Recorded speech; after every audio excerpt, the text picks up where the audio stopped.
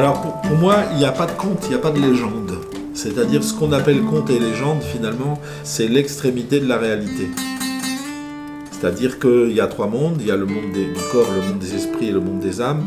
Et le monde des esprits, le deuxième monde, on peut aller les visiter pour leur demander l'aide pour modifier le terrain des humains et venir leur raconter aux humains ce qui se passe dans ce deuxième monde. Et c'est ça les légendes et les contes.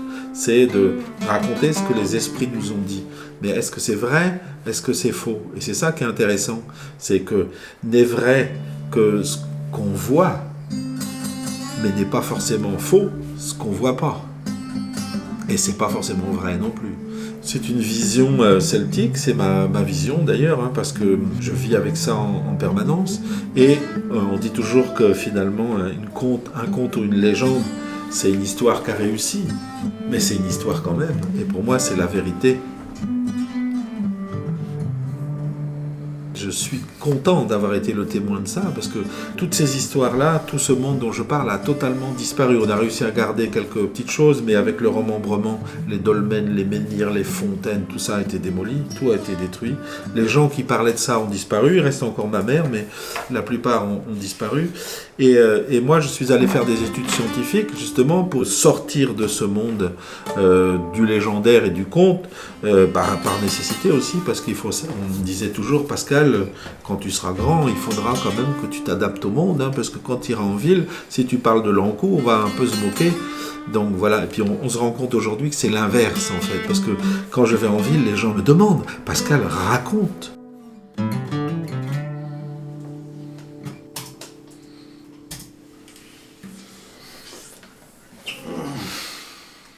Une fois que j'ai mis l'ambiance en place, je reste pas, en fait, je pars. Je laisse tomber, j'ai mis les guitares, saxo, etc.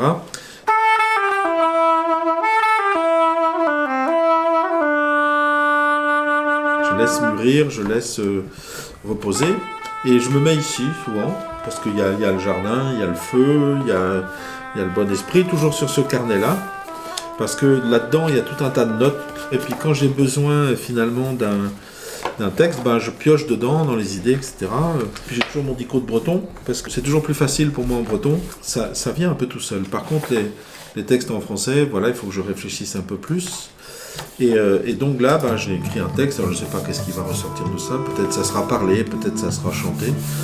La Samin, c'est au 1er novembre, le début de la saison sombre. Alors les morts et les vivants se retrouvent à la même table 3 nuits. Pour nous, il n'y a pas de vivants, il n'y a pas de morts, hein, parce qu'évidemment, dans le druidisme, mais aussi pour moi et puis dans ma famille, la mort n'est que le milieu d'une longue vie. Donc, pour ce grand moment, ma mère a nettoyé le plancher un grand coup de balai. Et elle a posé sur la table une motte de beurre pour que les esprits se nourrissent. Chaque année, la même chose.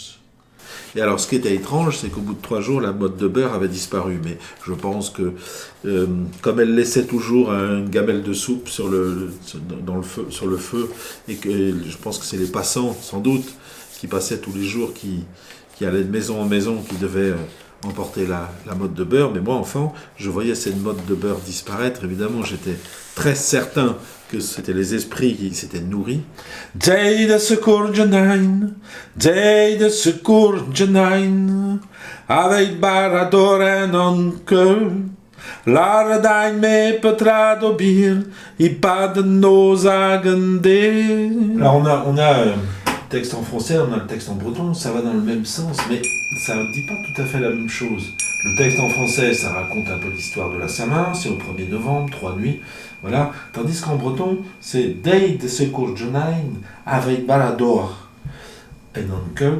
Venez, les esprits de la Samin, venez nous aider pour barrer la route de l'Ankou pour que de son chariot, avec son cheval maigre et son bon cheval, il ne nous emmène pas dans l'autre monde. Nous, on a besoin des passeurs, on ne veut pas forcément l'Ankou.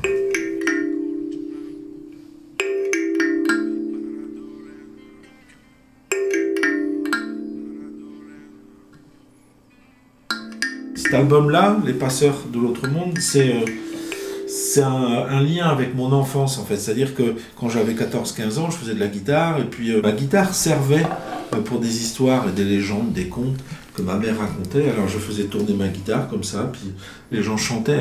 Ma mère prenait un carnet de chant, et puis quand c'était la fête, on allait jusqu'au bout du carnet. Donc il y avait le côté veillé, le côté musique traditionnelle.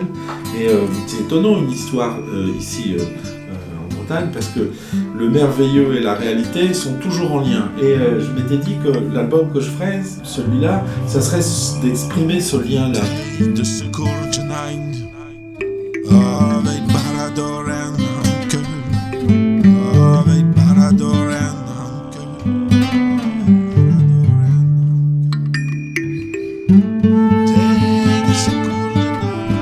Je fais aujourd'hui la différence entre la certitude et puis l'espoir.